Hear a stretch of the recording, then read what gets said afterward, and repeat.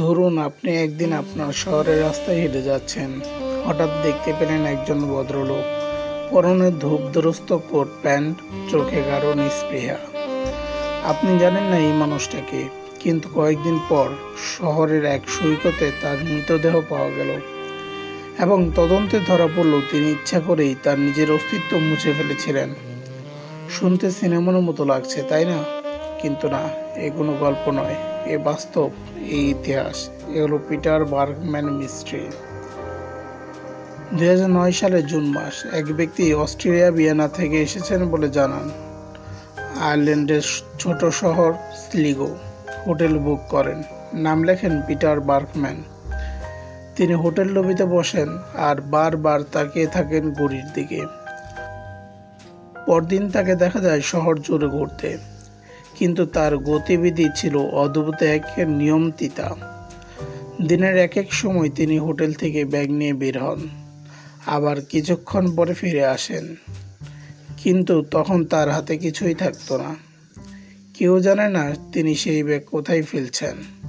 কেউ তাকে কোনো কাগজ ছিঁড়তে বা ফেলে দিতেও দেখেননি। তিনি যেন শহরের প্রতিটা ক্যামেরার ফাঁক ফোকর হিসেব করে রেখেছিলেন।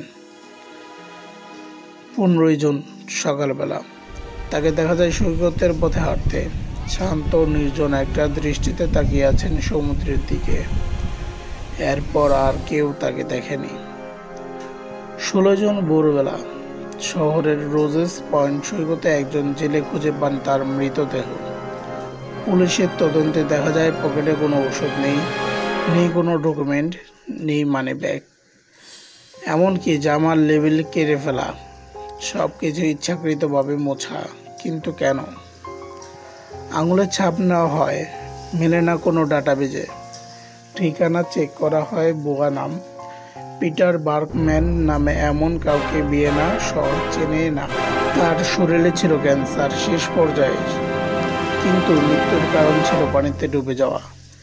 এই তথ্যে কিছুটা একটা মিলছে না।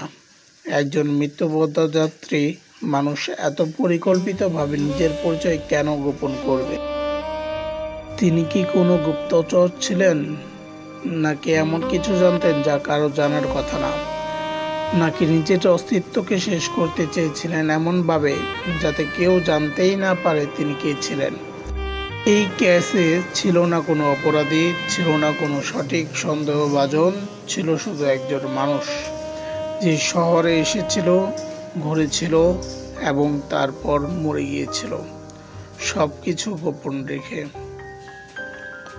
পিটার বার্গম্যান, আজও তিনি অজানা। আজও তার মৃত্যুর ফাইলের শেষ পাতায় লেখা আছে আনসলভড।